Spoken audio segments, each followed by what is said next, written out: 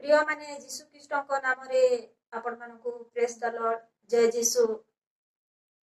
ଈଶ୍ୱରଙ୍କର ପ୍ରକୃତରେ ଭାଇ ଭଉଣୀ କିଏ ଥିଲେ ସେ ବିଷୟରେ ଜାଣିବାକୁ ହେଲେ ଏ ଭିଡିଓଟିକୁ ଶେଷ ପର୍ଯ୍ୟନ୍ତ ଦେଖିବେ, ଶୁଣିବେ ଏବଂ ଚ୍ୟାନେଲଟିକୁ ସବସ୍କ୍ରାଇବ କରିବେ। ତ ପ୍ରିୟ ମାନେ ଯୀଶୁ ଖ୍ରୀଷ୍ଟଙ୍କର ତାଙ୍କର ପ୍ରକୃତ ଭାଇ ଭଉଣୀ କିଏ ଥିଲେ ସେ ବିଷୟରେ ଆସନ୍ତୁ ଆମେ ଜାଣିବା ଏବଂ ଦେଖିବା। ତ ପ୍ରିୟ ମାନେ ଗୋଟିଏ ଘଟଣା ଘଟିଥିଲା ଆଉ ସେ ବିଷୟରେ ଆମେ ଜାଣିବା। ଆଉ ସେ ବିଷୟରୁ ଜଣା ପଡିଥିଲା ଯେ ପ୍ରକୃତରେ ଯୀଶୁ ଖ୍ରୀଷ୍ଟଙ୍କର ଭାଇ ଭଉଣୀ କିଏ ଥିଲେ। ତ ଆସନ୍ତୁ ସେ ବିଷୟରେ ଆମେ ଶୁଣିବା ଏବଂ ଜାଣିବା।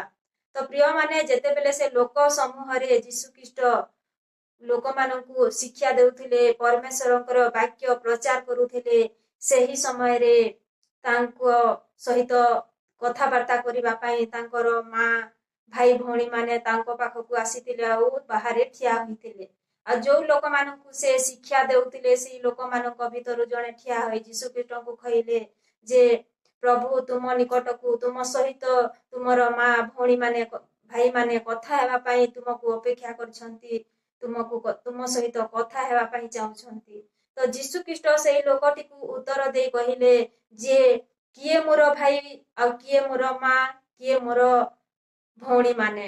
ପ୍ରକୃତରେ ମୋର ଭାଇ ଏବଂ ଭଉଣୀ ମାନେ ହଉଛନ୍ତି ମୋର ଯିଏ ବାକ୍ୟ ଶୁଣୁଛନ୍ତି ସେ ଲୋକ ସମୂହକୁ, ସେ ଲୋକ ମାନେ ତାଙ୍କର ଯୋଉ ବାକ୍ୟ ଶୁଣୁଥିଲେ ସେ ଲୋକମାନଙ୍କୁ ଯୀଶୁ ଖ୍ରୀଷ୍ଟ ଦେଖାଇ କହିଲେ ଏମାନେ ହଉଛନ୍ତି ପ୍ରକୃତ ମୋର ମା ଭାଇ ଭଉଣୀ ମାନେ। ଆଉ ଯିଏ ମୋର ବାକ୍ୟ ମୋର ପରମେଶ୍ୱରଙ୍କର ବାକ୍ୟ ଶୁଣେ, ମୋର ପରମେଶ୍ୱରଙ୍କର ଇଚ୍ଛା ସାଧନ କରିଥାଏ, ସେ ହଉଛି ମୋର ପ୍ରକୃତ ଭାଇ ଭଉଣୀ। ତ ପ୍ରିୟ ମାନେ ଏଇ ଖ୍ରୀଷ୍ଟଙ୍କର ଯୀଶୁ ଖ୍ରୀଷ୍ଟଙ୍କର ପ୍ରକୃତ ଭାଇ ଭଉଣୀ କିଏ ସେ ବିଷୟରେ ପବିତ୍ର ବାଇବେଲରେ ଲେଖା ହେଇଛି। ମାଥିଉ ଲିଖିତ ସୁସମାଚାର 12 ଅଧ୍ୟାୟର 46ରୁ 50 ପଦରେ ଲେଖା ହେଇଛି। ତ ପ୍ରିୟ ମାନେ ଏଭଳି ପ୍ରଭୁଙ୍କର ବାକ୍ୟ ଶୁଣିବାକୁ ଆପଣ ମାନେ ପସନ୍ଦ କରନ୍ତି ତେବେ ଚ୍ୟାନେଲଟିକୁ ସବସ୍କ୍ରାଇବ କରିବେ, ଭିଡିଓଟିକୁ ଲାଇକ୍ କରିବେ, ସେୟାର କରିବେ। ଧନ୍ୟବାଦ। ଜୟ ଯୀଶୁ।